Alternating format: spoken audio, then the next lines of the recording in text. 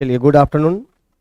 हम लोग आज फिजिक्स से साउंड का सेकंड दिन क्लास है। आज सेकंड दिन का क्लास है। हम लोग साउंड को आगे ले जाते हैं, आगे की ओर ले जाते हैं। कल हम लोग क्या क्या देखे थे, ये सब हम लोग देख चुके थे कि साउंड क्या है, साउंड ध्वनि क्या है, ध्वनि के अध्ययन को एकॉस्टिक्स कहा जाता है, और बाकी सब चीज़ हम लोग कुछ कुछ देखे थे। और हम लोग यहाँ पर ये देखे थे कि किसी गैस में ध्वनि की चाल जो होती है, किसी भी गैस में ध्वनि की चाल उस गैस के आणविक सूत्र द्रव्यमान के वर्गमूल का व्युत्क्रमानुपाती होता है। तो आप लोग ये हम लोग कल देख चुके थे, V1/√m देखे थे। अब हम लोग यहाँ से ये भी देख लिए थे और कर तुलनात्मक अध्ययन में V1/V2 बराबर √m2/m1 कर दीजिएगा, जहाँ m1 एंड m2 बराबर m1 एंड m2 बराबर गैसों का आणविक सूत्र द्रव्यमान, आणविक सूत्र द्रव्यमान इंग्लिश में इसी को कहते हैं molecular formula weight of gases. इसी को कह दीजिएगा molecular formula weight of gases. बताइएगा, हर एक गैस का मॉलिक्यूलर फॉर्मूला वेट अलग अलग होता है। यहाँ से इस नियम से ये निष्कर्ष निकलता है कि जिस गैस का द्रव्यमान कम होती है उसमें वेग ज्यादा होगा, और जिसका द्रव्यमान ज्यादा होगा उसमें वेग कम होती है। उल्टा संबंध है, उल्टा। अगर एक बढ़ेगा तो एक घटेगा, और एक घटेगा तो दूसरा क्या होगा, बढ़ेगा। इस तरह का संबंध दिखलाया गया था। आप एक बात बताइए, आप तो ये जानते हैं, एक हम नोट लाइन लिखने जा रहे हैं। फर्स्ट सबसे हल्का गैस, फर्स्ट सबसे हल्का गैस की बात करते हैं। हल्का गैस तो कह दीजिएगा हाइड्रोजन होता है। फर्स्ट सबसे हल्का गैस हाइड्रोजन है, और दूसरा सबसे हल्का गैस, सेकंड सबसे हल्का गैस की बात करेंगे तो हीलियम होता है। लेकिन याद रखिएगा, ये अक्रिय गैस है, ये अक्रिय गैस है, इनर्ट गैस है, अक्रिय गैस है, इनर्ट गैस है, ये अक्रिय गैस है, इनर्ट गैस में आता है। याद रखिएगा, गैसीय तत्वों में सबसे भारी गैस जो होता है रेडॉन होता है। गैसीय तत्वों में सबसे भारी गैस, याद रखिएगा, यहां पर लिख दे रहे हैं, गैसीय तत्वों में सबसे भारी गैस जो होता है ये रेडॉन होता है। रेडॉन होती है, रेडॉन होता है, जिसका संकेत होता है Rn होता है। तो गैसीय तत्वों में सबसे भारी गैस होता है रेडॉन। लेकिन अगर कह दिया जाए कि फर्स्ट सबसे हल्का गैस होता है तो हाइड्रोजन, सेकंड सबसे हल्का गैस होता है हीलियम, और गैसीय तत्वों में सबसे भारी गैस होता है रेडॉन। लेकिन अगर कह दिया जाए, सिंपली आपसे पूछा जाए कि सबसे भारी गैस कौन होता है, तो टंगस्टन हेक्साफ्लोराइड सबसे भारी गैस होता है। याद रखिएगा, टंगस्टन हेक्साफ्लोराइड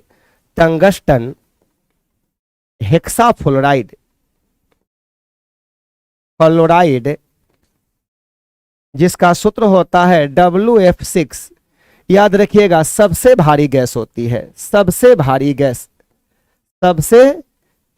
गैस होती है। तो बताइएगा, इस गैस में ध्वनि की चाल सबसे क्या होगा, कम होगा, क्योंकि इसी तरह का संबंध दिखलाया गया है कि गैसों का आणविक सूत्र द्रव्यमान अगर ज्यादा होगा तो उस गैस में ध्वनि की चाल कम होगी। तो यहां से क्वेश्चन आता है, यहां से कल हम क्वेश्चन करवाए भी थे, हम उसी को आगे बढ़ाकर देख रहे हैं। इस तरह से हम लोग कल प्रश्न देखे भी थे, और ऐसे भी आप लोगों के लिए प्रश्न कुछ लाया भी गया है जो कल आप लोगों को बताया गया था। चलिए आगे बढ़ जाते हैं हम लोग। अब देखिएगा, हम लोग ध्वनि की बात करते हैं तो ध्वनि का प्रत्येक स्रोत कंपित करती हुई वस्तु है। जब तक किसी वस्तु में कंपन नहीं होगा तब तक वहां से ध्वनि उत्पन्न नहीं होती है। तो याद रखना है कि ध्वनि का प्रत्येक स्रोत क्या है? कंपित करती हुई वस्तु है। जब तक किसी वस्तु में कंपन नहीं होगा, वस्तु का कण में कंपन नहीं होगा, तब तक ध्वनि की उत्पत्ति नहीं होती है। ये बात हम यहां लिख दे रहे हैं, बहुत बढ़िया पॉइंट है कि ध्वनि का प्रत्येक स्रोत कंपित करती हुई वस्तु है। ध्वनि का प्रत्येक सोर्स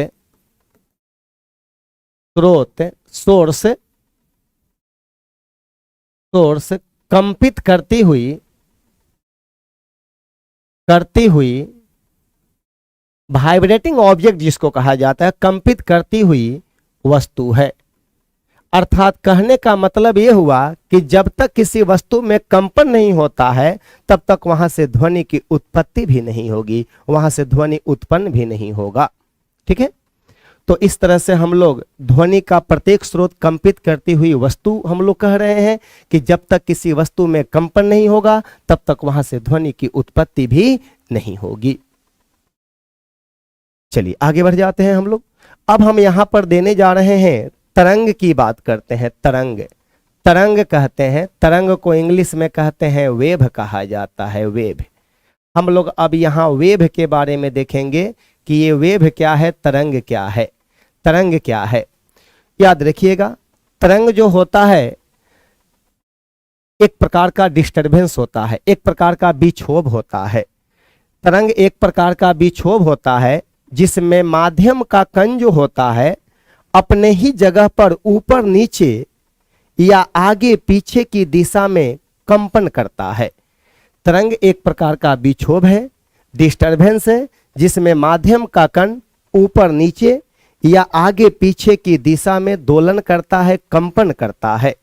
और याद रखिएगा, तरंग में तरंग का गति होता है, तरंग में तरंग की गति होती है।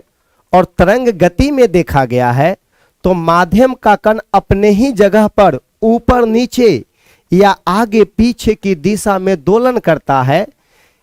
माध्यम का कण अपने ही जगह पर ऊपर नीचे या आगे पीछे की दिशा में कंपन करता है, दोलन करता है।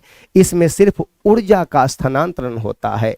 लेकिन अगर देखा जाए तो यांत्रिक तरंग में ऊर्जा और संवेग दोनों का स्थानांतरण होता है। ऊर्जा का भी स्थानांतरण होता है और संवेग का भी स्थानांतरण होता है। तो लिखिएगा, तरंग क्या है? यह एक विक्षोभ है, यह एक विक्षोभ है। विक्षोभ को इंग्लिश में कहिएगा डिस्टरबेंस। यह एक विक्षोभ है जिसमें माध्यम का कण अपने ही जगह पर, यह बहुत बढ़िया पॉइंट है, जिसमें माध्यम का कण अपने ही स्थान पर ऊपर नीचे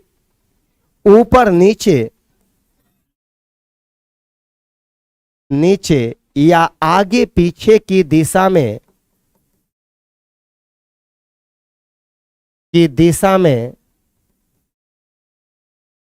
दोलन करते हैं। यहां देखिए, तरंग क्या है, वेव क्या है। यहां से क्वेश्चन आता है कि वेव एक प्रकार का डिस्टरबेंस है। जैसे मानकर चलिए ना, शांत जल है, शांत जल में किसी कंकड़ को आप लोग फेंकिएगा, कंकड़ को, तो जो उसमें हलचल पैदा होता है, देखिए हलचल इस तरह से लहर पैदा होता है, उसी हलचल को हम लोग क्या बोलेंगे, विक्षोभ कहते हैं। और उसी विक्षोभ को हम लोग कहेंगे तरंग कहेंगे। और तरंग में माध्यम का कण जो होता है अपने ही स्थान पर ऊपर नीचे या आगे पीछे की दिशा में दोलन करती है, कंपन करती है। इसमें सिर्फ ऊर्जा का स्थानांतरण होता है, माध्यम के कण का स्थानांतरण नहीं होता है। अब देखिएगा, अब हम यहां लिख रहे हैं कि तरंग गति में माध्यम का कण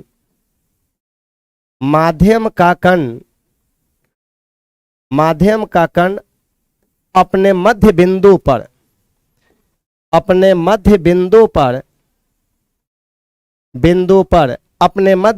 पर ऊपर नीचे या आगे पीछे की दिशा में, ऊपर नीचे या आगे पीछे की दिशा में दोलन करती है, कंपन करती है। इसमें ऊर्जा का स्थानांतरण होता है। इसमें ऊर्जा का स्थानांतरण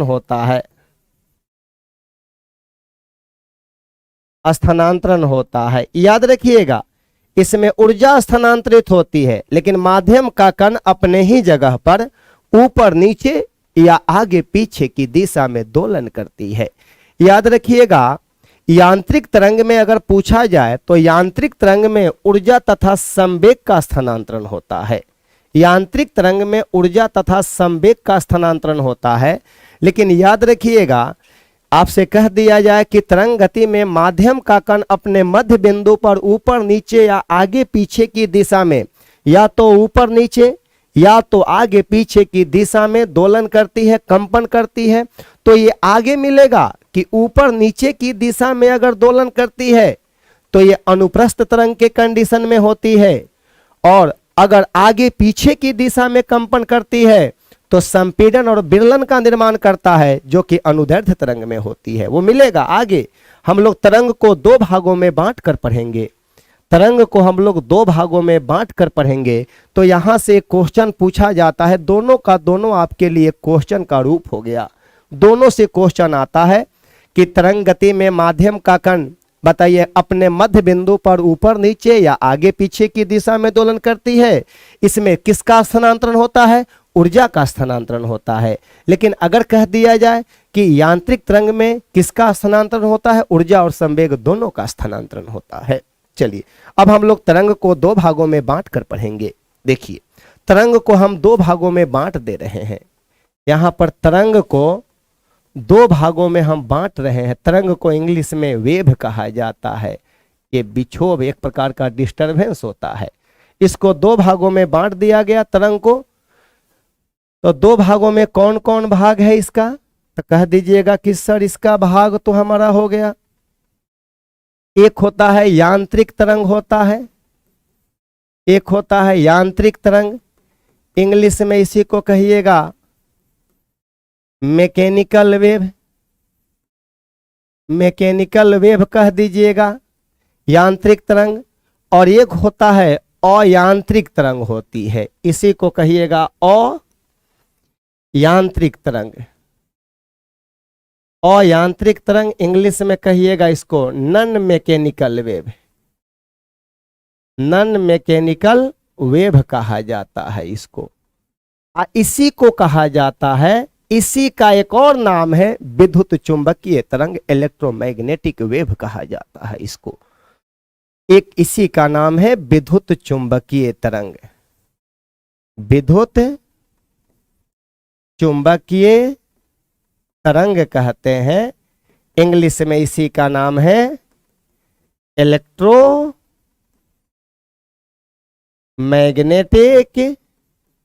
वेव कहा जाता है। इलेक्ट्रोमैग्नेटिक वेव कहते हैं। लेकिन हाँ, यहां पर जो ये आपका यांत्रिक तरंग है, मैकेनिकल वेव है, इसके दो पार्ट होते हैं। यांत्रिक तरंग दो प्रकार का होता है। एक होता है इसमें अनुप्रस्थ तरंग होती है। अनुप्रस्थ तरंग होती है। इंग्लिश में इसी को कहिएगा ट्रांसवर्स वेव कह दीजिएगा। और एक होता है आपका अनुदैर्ध्य तरंग। अनुदैर्ध्य तरंग होता है, इंग्लिश में उसी को कह दीजिएगा लॉन्गिट्यूडनल वेव कह दीजिएगा। लॉन्गिट्यूडनल वेव कहा जाता है। अब यहां देखिए, तरंग को दो भागों में बांट दिया गया। देखिए, तरंग को हमने दो भागों में बांट दिया। एक होता है यांत्रिक तरंग मैकेनिकल वेव, और एक होता है विद्युत चुंबकीय तरंग, जिसको अयांत्रिक तरंग कहते हैं, नॉन मैकेनिकल वेव कहते हैं। अब सुनिए यहां पर, ये यांत्रिक तरंग ऐसा तरंग है जिसके संचरण के लिए माध्यम की आवश्यकता होती है। इसके संचरण के लिए माध्यम की आवश्यकता होती है, लेकिन ये ऐसा तरंग है इलेक्ट्रोमैग्नेटिक वेव, माध्यम रहेगा भी तो चलेगा और माध्यम नहीं भी रहेगा तो चलेगा। और ये कहता है कि माध्यम नहीं रहेगा वहीं पर हमारा स्पीड सबसे ज्यादा होगा।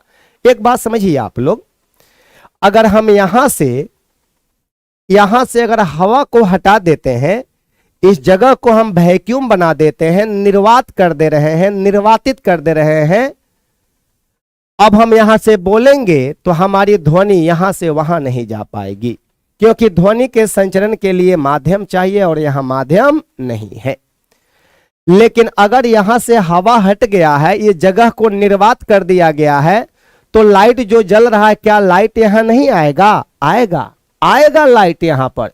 तो इसका मतलब यह हुआ कि हमारा जो ध्वनि तरंग है उसके संचरण के लिए माध्यम की आवश्यकता है। अब माध्यम नहीं है तो हमारा ध्वनि यहां से वहां नहीं जा पा रहा है। मतलब कि ध्वनि तरंग हमारा किस में है? यांत्रिक तरंग में है। लेकिन ये प्रकाश तरंग जो हो गया, ये विद्युत चुंबकीय तरंग में आ जाएगा। और आपको पता होना चाहिए कि निर्वात में ही प्रकाश की चाल सबसे ज्यादा होती है। सही बात है, निर्वात में प्रकाश की चाल सबसे ज्यादा होती है, लेकिन क्या निर्वात में ध्वनि का चाल सबसे ज्यादा होता है? नहीं, निर्वात में ध्वनि की चाल 0 मीटर पर सेकेंड होती है, वहीं निर्वात में प्रकाश की चाल 3 × 10⁸ मीटर पर सेकेंड होता है, जो सबसे ज्यादा होता है। तो अब हम लोग यहां पर इलेक्ट्रोमैग्नेटिक वेव के बारे में हम लोग जानकारी प्राप्त करेंगे कि ये क्या है इलेक्ट्रोमैग्नेटिक वेव, जिसको विद्युत चुंबकीय तरंग कहा जाता है। याद रखिएगा, यहां पर हम लिखने जा रहे हैं इसी के लिए, ये विद्युत चुंबकीय तरंग के लिए, कि यह निर्वात तथा माध्यम दोनों में संचरित होता है। यह निर्वात तथा माध्यम लिख रहे हैं, ये इंक काम यहां अच्छा नहीं कर रहा है, ठीक है। यह निर्वात तथा माध्यम, यह निर्वात तथा, निर्वात को शून्य भी कहते हैं, यह निर्वात तथा माध्यम दोनों में संचरित होता है, दोनों में संचरित होता है। यस, ये दोनों में संचरित होता है, यह निर्वात में भी और माध्यम दोनों में संचरित होता है। याद रखिएगा, इसकी प्राकृति अनुप्रस्थ, इसका नेचर जो होता है, नेचर चलने का स्वभाव जो होता है, इसकी प्राकृति अनुप्रस्थ होती है। अनुप्रस्थ माने ट्रांसवर्स होती है, इसकी प्राकृति अनुप्रस्थ होती है। याद रखिएगा, जितना भी विद्युत चुंबकीय तरंग है उस सब की प्राकृति अनुप्रस्थ होती है, ट्रांसवर्स होती है, सबकी प्राकृति अनुप्रस्थ होती है। याद रखिएगा, यह उदासीन होता है। उदासीन का मतलब न्यूट्रल होता है, ना इस पर प्लस चार्ज होता है और ना इस पर माइनस चार्ज होता है। यह उदासीन माने क्या? यह न्यूट्रल होता है तथा इस पर वैद्युत चुंबकीय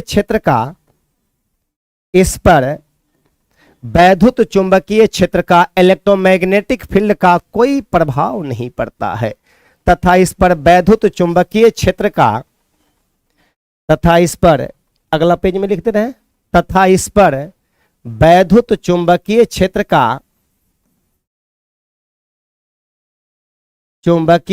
का कोई प्रभाव नहीं पड़ता है।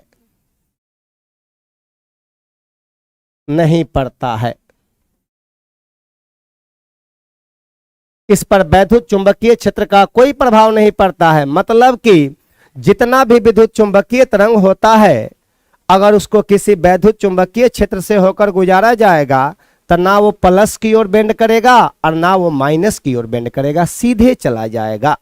याद रखिएगा, ये जितना भी विद्युत चुंबकीय तरंग होता है, इस सब की चाल प्रकाश की चाल के समान होती है। जितना भी विद्युत चुंबकीय तरंग है उस सब की चाल प्रकाश की चाल के समान होती है। यहां लिख रहे हैं इसकी चाल प्रकाश की चाल के समान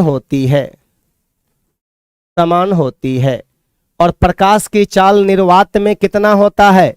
इसकी चाल प्रकाश की चाल के समान होता है। और प्रकाश की चाल जो होता है निर्वात में 3 × 10⁸ मीटर पर सेकंड होता है जी।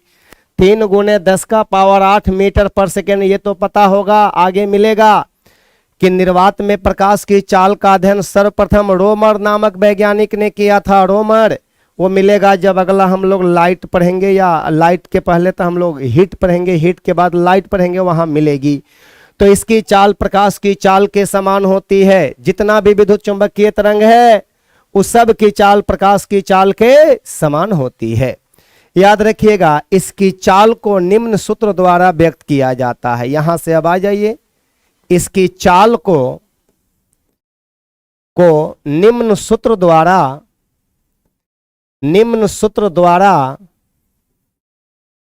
व्यक्त किया जाता है।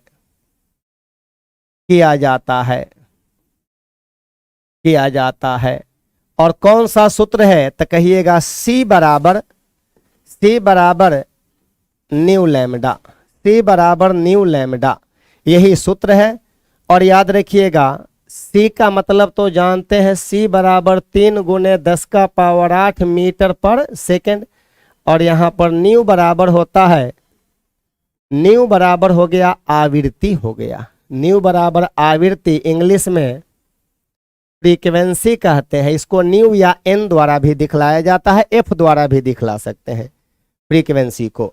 और यहां लैम्डा माने होता है, लैम्डा बराबर तरंग दैर्ध्य हो गया। लैम्डा बराबर हो गया तरंग दैर्ध्य हो गया, वेवलेंथ जिसको कहा जाता है। वेवलेंथ हो गया, तरंग दैर्ध्य हो गया,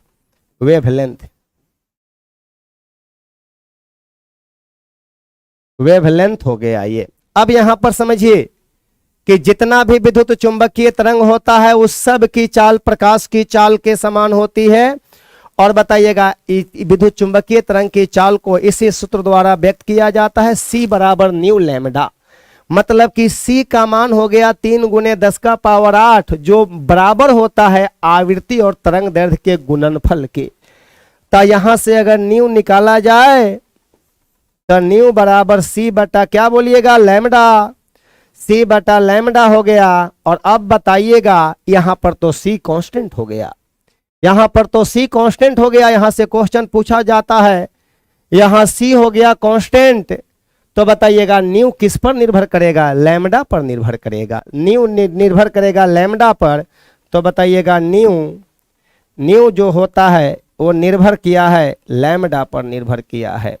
यहां पर देखिए एक रिलेशन आ गया कि अगर लैम्डा ज्यादा तो न्यू कम होगा, अगर लैम्डा कम तो न्यू ज्यादा होगा। तो यहां लिख रहे हैं यदि लैम्डा कम तो न्यू अधिक,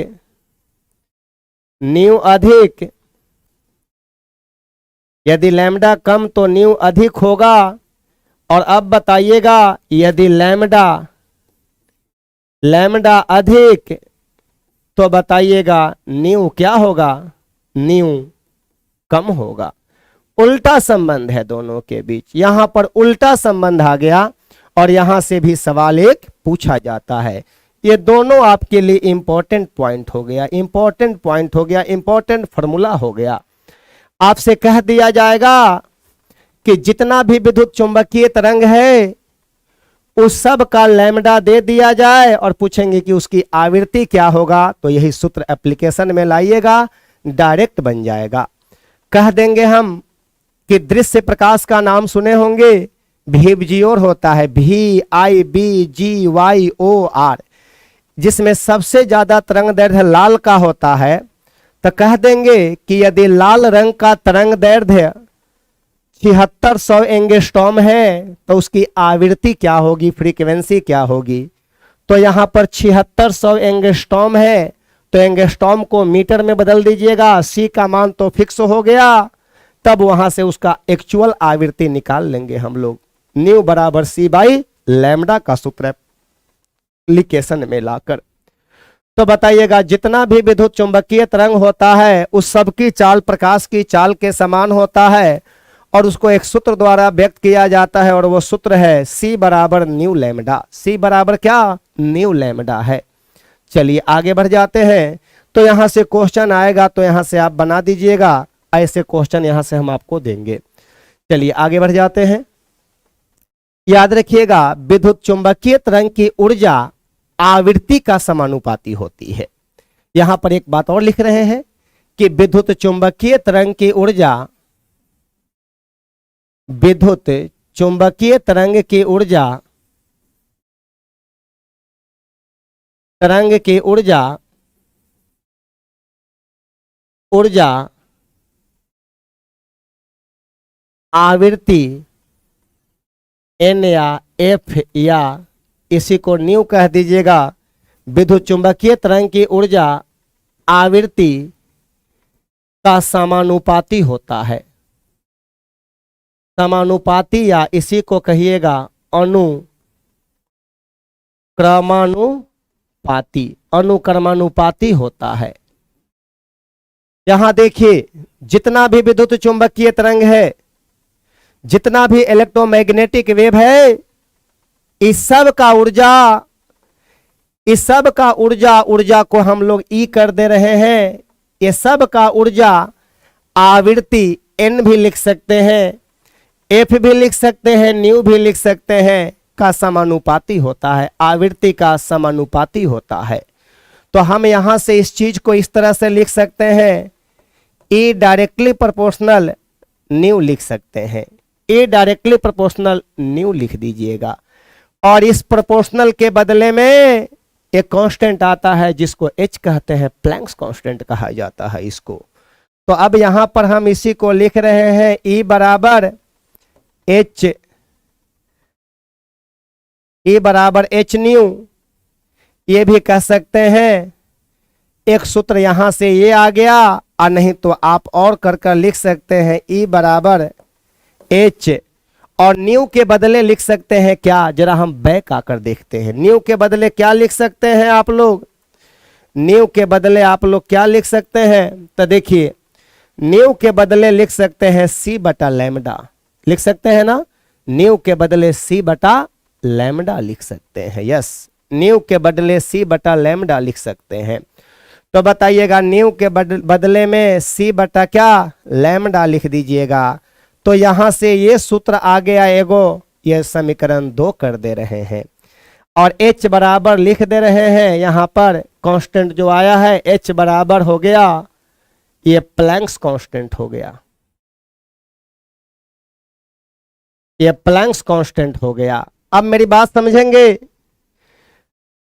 कभी कभी आपसे प्लैंक्स कांस्टेंट का मान पूछा जाएगा, तो प्लैंक्स कांस्टेंट का मान आपको याद रखना पड़ेगा। ये मान आप लोग जानते हैं, मान इसका होता है 6.625, अने तो 6.6 ही लिख सकते हैं, अने तो 6.3 भी लिख सकते हैं। आप 6.625 या 6.6 भी लिख सकते हैं, अने तो 6.3 भी लिख सकते हैं। अगुने 10 का पावर माइनस 34, ये जरूर याद रखना है, 10 का पावर माइनस 34। कभी कभी मात्रक पूछता है तो जूल गुने क्या, सेकंड होता है, जूल गुने सेकंड। तो क्वेश्चन आएगा कि प्लैंक्स कांस्टेंट का मात्रक क्या होता है, जूल बटा सेकंड कि जूल गुने सेकंड? तो कहिएगा कि जूल गुने सेकंड होता है सर, जूल गुने सेकंड।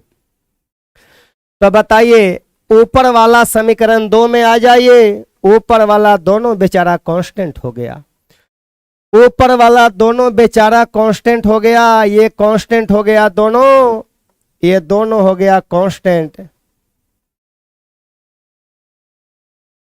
ये दोनों कांस्टेंट हो गया। तो अब बता दीजिए आप ही लोग हमें कि अब ये E किस पर निर्भर करेगा? तो E और लैम्डा में उल्टा संबंध हो गया, ई और लैम्डा में उल्टा संबंध हो गया यहाँ पर। तो देखिए कैसे आ गया उल्टा संबंध।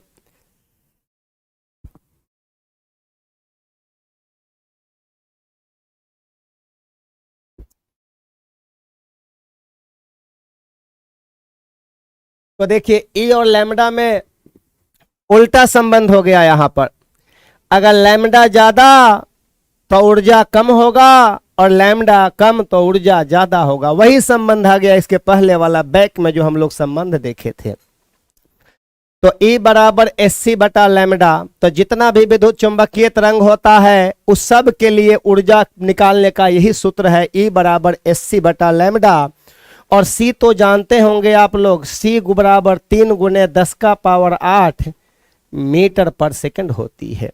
ये सब के लिए फिक्स हो गया, जितना भी विद्युत चुंबकीय तरंग है उस सब का ऊर्जा निकालने का ये सूत्र हो गया, E बराबर SC बटा लैम्डा। तो कैसा सूत्र हो गया यहां पर देखिए आप लोग। अब हम लोग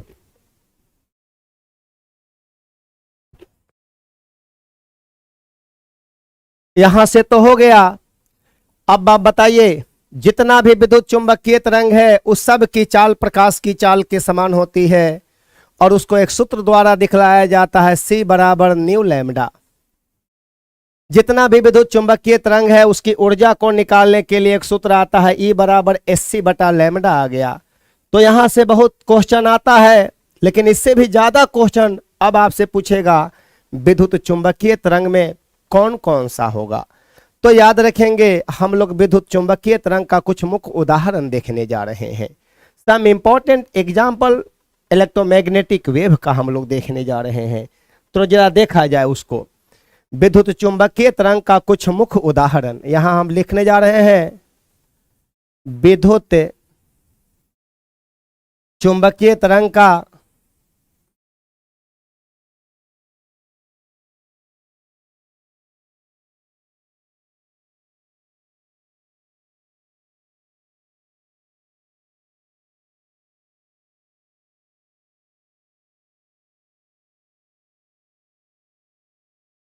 उदाहरण, विद्युत चुंबकीय तरंग का कुछ मुख्य उदाहरण।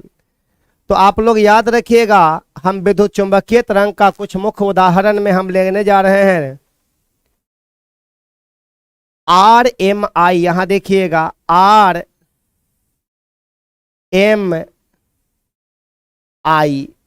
रमई, RMI रमई राम भाग, RMI VUX XG, RMI VUXG। याद रखिएगा RMI VUXG, RMI VUXG ये डिक्रीजिंग ऑर्डर ऑफ वेवलेंथ है।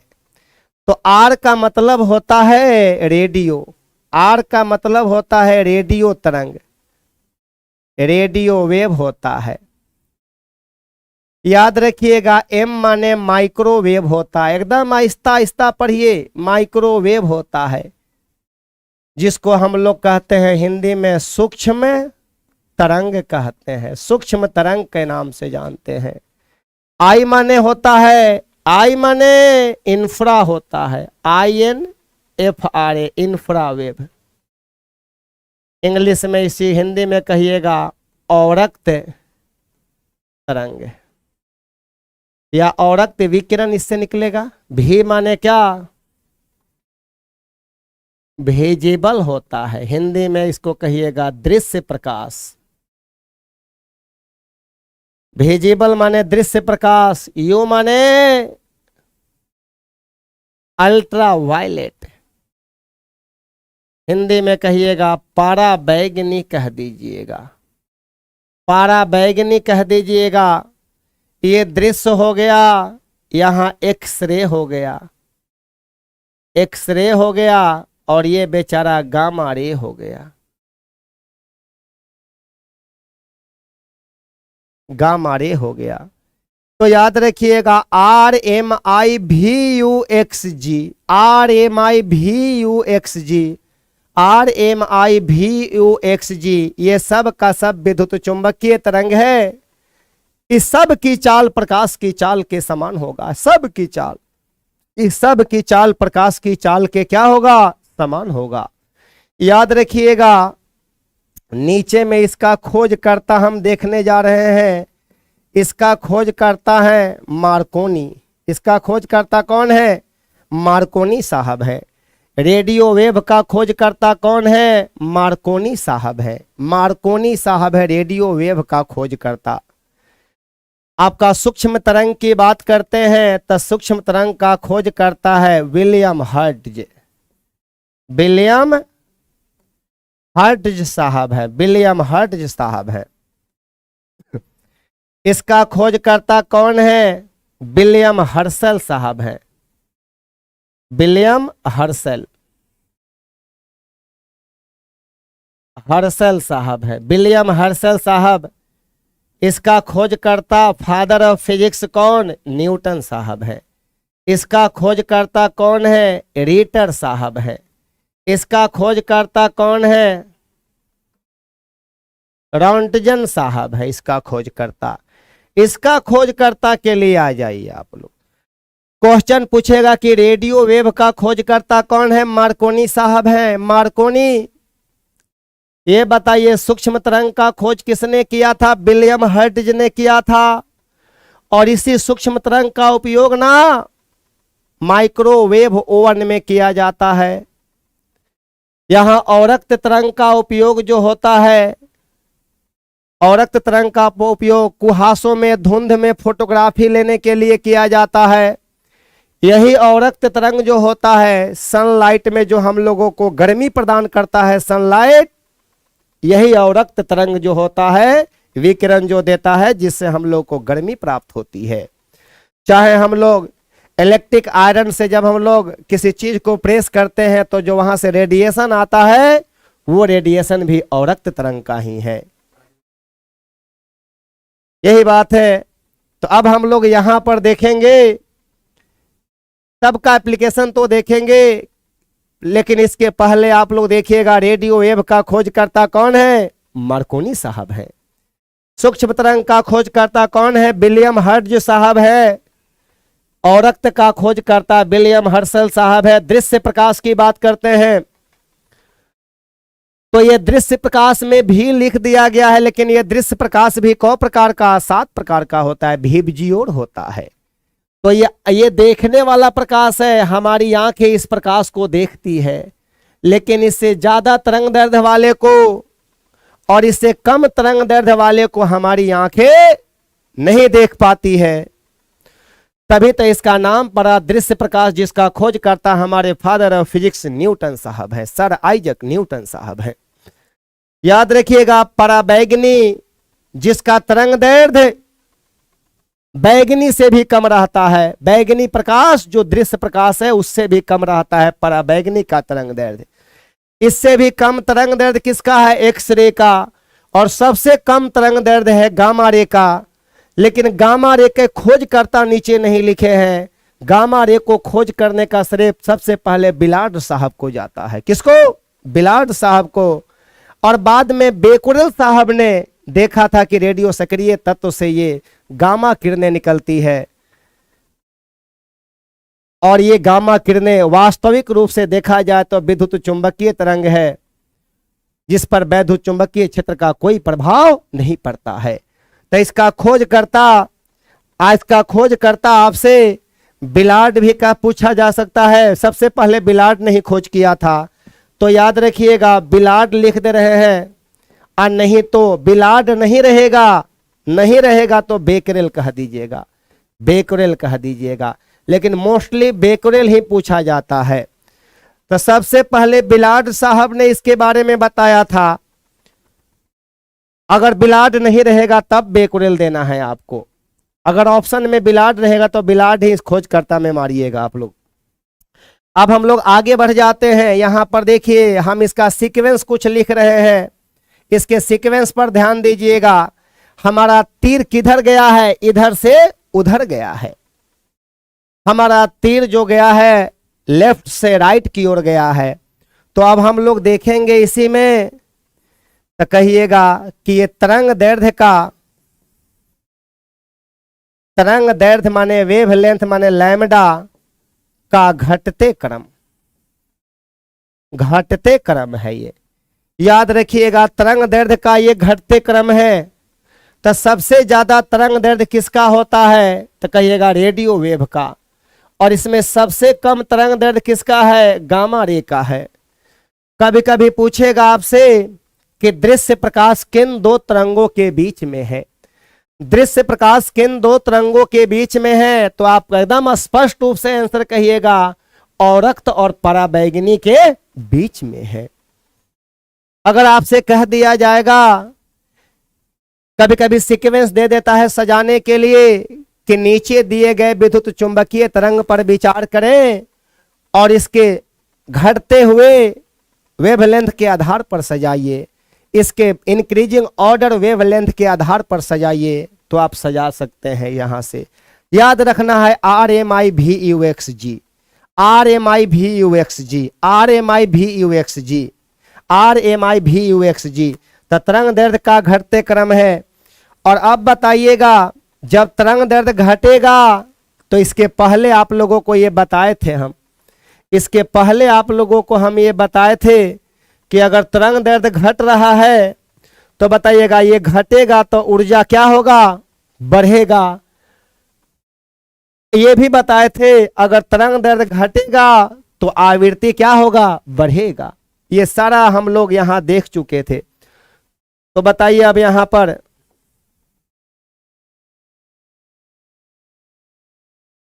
अब यहां देखिए तरंग दैर्ध्य का घटते क्रम और दूसरा नंबर लिख रहे हैं आवृत्ति एवं ऊर्जा का बढ़ते क्रम। तीसरा नंबर में लिख रहे हैं सभी उदासीन होते हैं, सभी उदासीन होते हैं, ना किसी पर प्लस चार्ज है तो ना किसी पर माइनस चार्ज है। तो ये बताइएगा ये विद्युत चुंबकीय क्षेत्र में सीधे चला जाएगा कि प्लस माइनस की ओर बेंड करेगा, नो डेविएशन, नो बेंडिंग, किसी तरह का कोई डेविएशन नहीं। याद रखिएगा इस सब की चाल प्रकाश की चाल के समान होती है, इन सब की चाल प्रकाश की चाल के समान होती है। इस सब की चाल प्रकाश की चाल के समान होती है और कितना के बराबर, तो कहिएगा 3 × 10⁸ मीटर पर सेकंड के बराबर। अब यहां देखिए, अब यहां पर ये जो दृश्य प्रकाश है, दृश्य प्रकाश जो विजिबल लाइट है, इसका जो होता है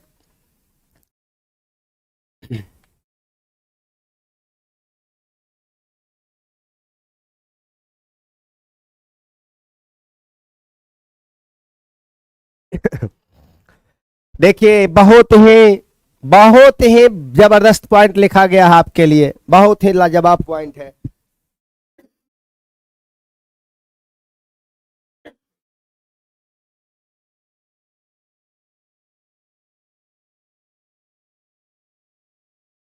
अब देखिए यहां पर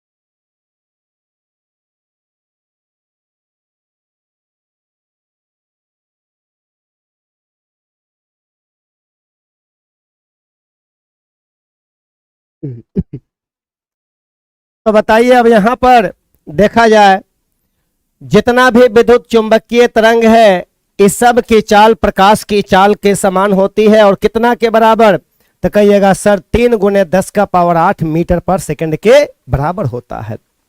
अब देखिए यहां पर, अब यहां पर हम दृश्य प्रकाश की बात करते हैं, इधर में आते हैं, जरा हम आगे आ जाते हैं। अब यहां देखिए दृश्य प्रकाश की बात करते हैं, दृश्य प्रकाश, दृश्य प्रकाश की बात करते हैं, इंग्लिश में कहते हैं विजिबल लाइट। विजिबल लाइट की बात करते हैं तो ये कौन कौन है, विजियोर, VIBGYOR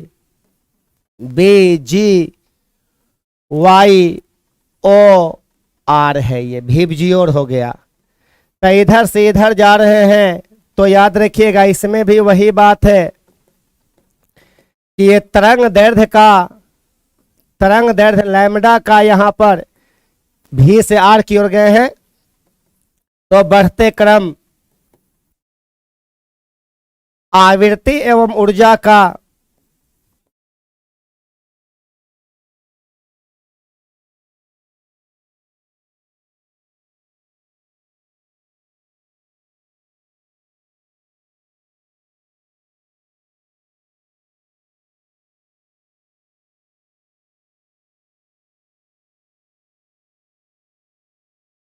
आवृत्ति एवं ऊर्जा का घटते क्रम हो गया, ये घटते क्रम हो गया। तो हम वहां पर से दृश्य प्रकाश को बाहर निकाले हैं, तो वहां से जब दृश्य प्रकाश को बाहर निकाले हैं तो हम यहां पर VIBGYOR लिख दिए हैं। ये देखने वाला प्रकाश है, हमारी आंखें इसको देख लेती है। तो इसमें सबसे कम तरंग दैर्ध्य किसका है, बैगनी का है। लेकिन बैगनी से भी कम तरंग दैर्ध्य किसका है, तो देखिए यहां पर बैगनी से भी कम तरंग दैर्ध्य है पाराबैंगनी का। पाराबैंगनी से भी कम तरंग दैर्ध्य है एक्सरे का, जिसका खोजकर्ता रोंटगन साहब है।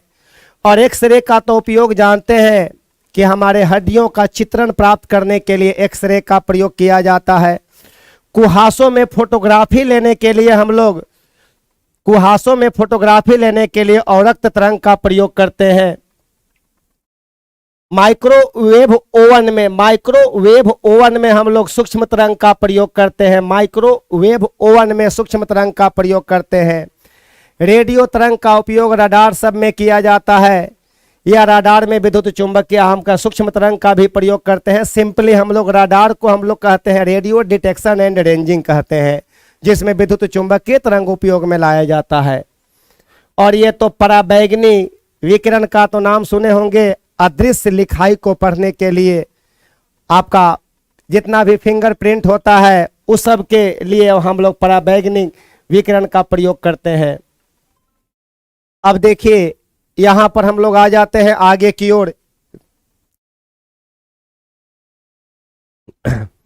आगे की ओर आ जाते हैं हम लोग।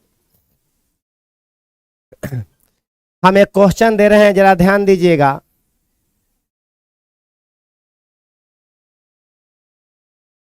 इनमें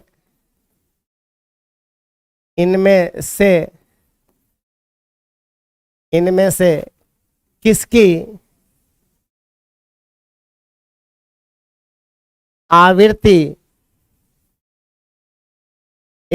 किसकी आवृत्ति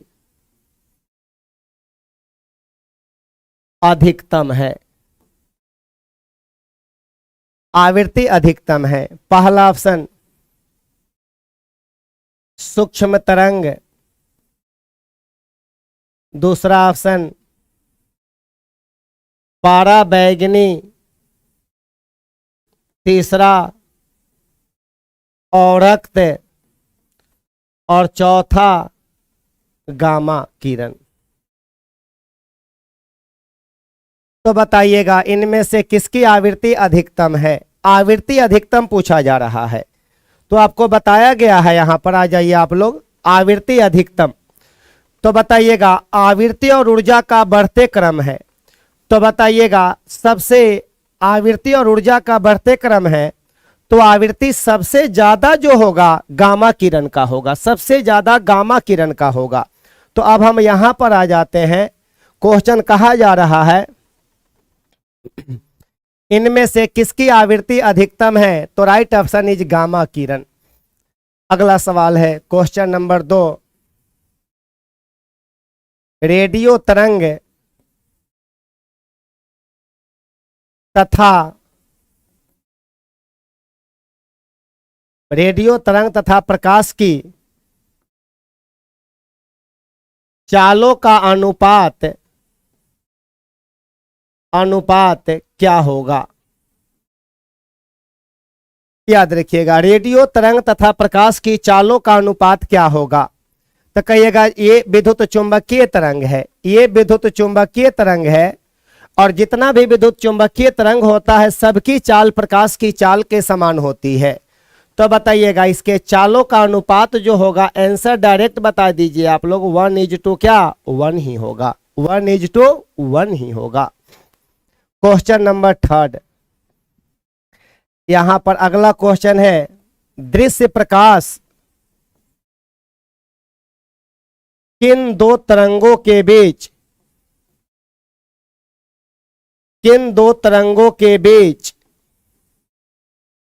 स्थित है?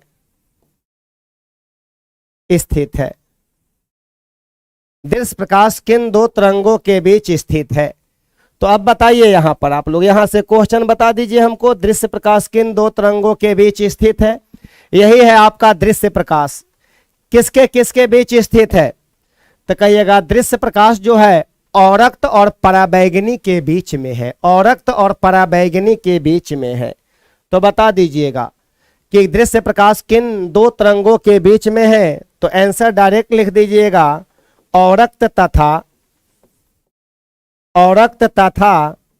पराबैंगनी के बीच में।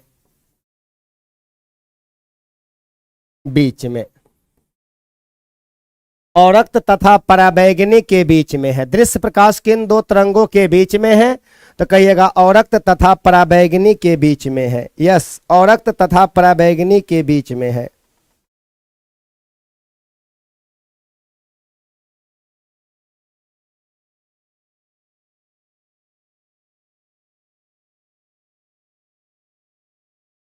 अगला सवाल अगला सवाल पर आते हैं।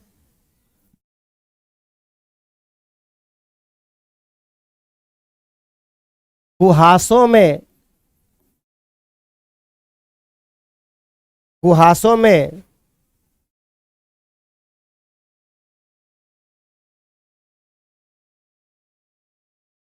फोटोग्राफी लेने के लिए किन तरंगों का उपयोग किया जाता है?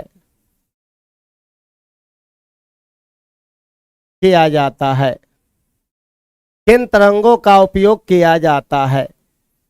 तो याद रखिएगा, कुहासों में फोटोग्राफी लेने के लिए डायरेक्ट हम आंसर दिख रहे हैं, औरक्त का प्रयोग किया जाता है। इंग्लिश में कहते हैं इंफ्रा वेव का प्रयोग किया जाता है। कुहासों में फोटोग्राफी लेने के लिए औरक्त का उपयोग किया जाता है, औरक्त का प्रयोग किया जाता है। अगला, माइक्रोवेव ओवन में सूक्ष्म तरंग का प्रयोग किया जाता है। सूक्ष्म तरंग, माइक्रोवेव ओवन में सूक्ष्म तरंग का उपयोग किया जाता है।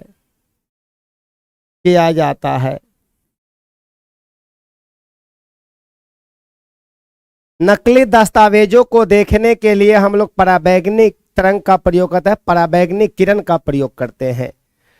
अब हम लोग कुछ क्वेश्चन की ओर आ जाते हैं।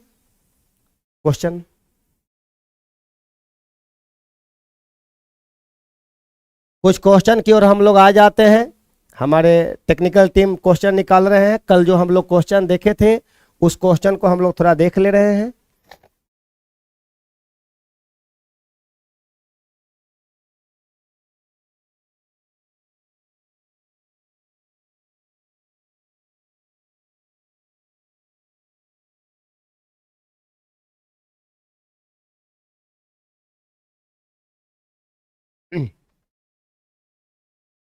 चलिए आज भी हम लोग ये सब क्वेश्चन पढ़ेंगे। आज हम लोग ये सब पढ़ लिए हैं क्योंकि हमारा ये टेंडेंसी है कि कुछ बताएंगे उससे रिलेटेड क्वेश्चन, जहां जहां से क्वेश्चन कैसे पूछा जाता है उसको भी हम लोग देखते हुए आगे बढ़ेंगे।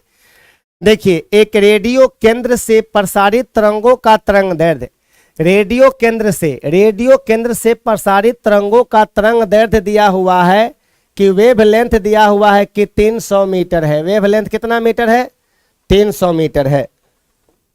वेव लेंथ जो है 300 मीटर है। लैम्डा बराबर दे दिया गया है 300 मीटर दिया हुआ है। तो आवृत्ति ज्ञात कीजिए। तो याद रखिएगा ये विद्युत चुंबकीय तरंग के लिए दिया हुआ है। तो आवृत्ति आप लोग बताइएगा। आवृत्ति न्यू बराबर होता है सी बटा लैम्डा, पढ़े हैं ना ये? तो सी का मान तो फिक्स हो गया 3 गुने 10 का पावर 8 और बटा लैम्डा का मान हो गया 300। तो 300 कर देंगे तो यहां पर आप लोग इसको इस तरह से लिखिएगा 3 गुने 10 का पावर 8 और बटा 3 गुने 10 का पावर 2। ये ऊपर जाएगा, ये तो कट गया। यहाँ पर 1 गुने 10 का पावर 6, तो इसी को लिख लीजिएगा 1 मेगा हर्ट्ज कर दीजिएगा। 1 मेगा हर्ट्ज कर दीजिएगा। 1 mHz कर सकते हैं आप। ऐसा कोई ऑप्शन है? यस, ऑप्शन नंबर हमारा पहला है। तो यहां से बताया गया था कि जितना भी विद्युत चुंबकीय तरंग है उसकी आवृत्ति निकालने के लिए ही सूत्र निकालना है, न्यू बराबर C by lambda, C by lambda. चलिए अगला क्वेश्चन की ओर आ जाते हैं हम लोग। अगला क्वेश्चन की ओर आ जाते हैं हम लोग। दूसरा क्वेश्चन, किसी गैस में ध्वनि की चाल भी तथा गैस के परम ताप T में संबंध क्या है?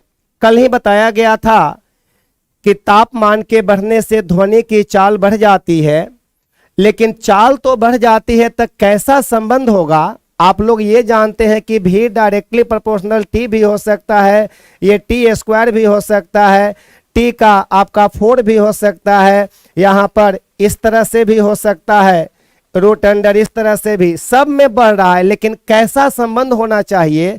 ये सब में बढ़ रहा है, सब में बढ़ रहा है। तो हम लोग कहेंगे कि किसी गैस में ध्वनि की चाल जो होती है और उसके तापमान के बीच संबंध होता है, भी directly proportional root under T का होता है। रूट अंडर किसका? टी का होता है। मतलब ये हुआ कि ध्वनि की चाल जो होता है आपका परम ताप के वर्गमूल का समानुपाती होता है। कल ये बताया गया था आप लोगों को।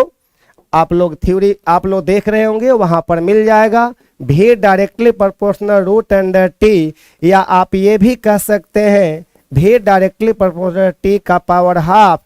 अगर तुलनात्मक अध्ययन देखिएगा तो V1 बटा V2 बराबर रूट अंडर यहाँ पर T1 बटा T2 कर दीजिएगा, जहां T बराबर परम ताप होता है, एब्सोल्यूट टेम्परेचर होती है। देखिए बाबू, अभी सब लोग ध्यान से समझिए। हम लोग ना 3 टीचर पॉलिसी के हिसाब से पढ़ाएंगे लोग। कैसे? देखिए, अभी सर साउंड पढ़ाएं और हम पढ़ाएं आपको इलेक्ट्रोमैग्नेटिक वेव। अभी क्या है कि सर साउंड पढ़ा के न्यूमेरिकल सारा सॉल्व करा के साउंड के चैप्टर खत्म करेंगे। उसके बाद हम फिर आएंगे साउंड पढ़ाने, क्योंकि सर साउंड पढ़ा दिया। और अभी हम कौन सा चैप्टर खत्म किए हैं? Electromagnetic wave. अब सर फिर इलेक्ट्रोमैग्नेटिक वेव पढ़ाएंगे। आप एक ही टॉपिक को 2 बार पढ़ेंगे न्यूमेरिकल के हिसाब से। चाइना ने इसी पॉलिसी को करके एशिया का मरीज कहा जाता था, उसने एशिया का डॉक्टर बन गया। वहां 2 टीचर पॉलिसी। हम लोग उससे भी आगे जाएंगे 3 टीचर में। अभी क्या है कि एक क्यूज के लिए आपके पास रखा जाएगा। वो सर आपको कुछ भी नहीं बताएंगे, बल्कि जितना आप पढ़ लिए आपसे सवाल पूछे जाएंगे। ठीक है? तो अभी आप साउंड चैप्टर अच्छा से पढ़िए। अब सर साउंड चैप्टर खत्म करेंगे। हम क्या चैप्टर खत्म कर रहे हैं? Electromagnetic wave. Sir sound wave पढ़ा रहे हैं, हम विद्युत चुंबकीय तरंग पढ़ा रहे हैं। अभी क्या होगा, हम फिर दोनों एक्सचेंज हो जाएंगे लोग। सर चले जाएंगे विद्युत चुंबकीय तरंग में, फिर चलेंगे साउंड में। उसी तरह सर भी परावर्तन पढ़ाएंगे, हम भी परावर्तन पढ़ाएंगे। अब सर भी अपवर्तन, हम भी अपवर्तन। इस टाइप से आपको एकदम हम लोग इंडिया में एकदम नया कुछ करने जा रहे हैं। ठीक है सर?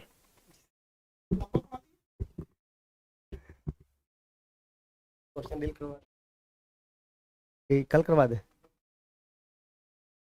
कल ही करवा देंगे तुमने। हाँ कल होगा क्वेश्चन आप लोग का। अब आराम से इसको थ्योरी देखना है, आज जो बताया है उस सब से ही रिलेटेड क्वेश्चन है, उस सब को देखते हुए आप लोग को बनाना है, मैक्सिमम क्वेश्चन आप लोगों से बन जाएगी।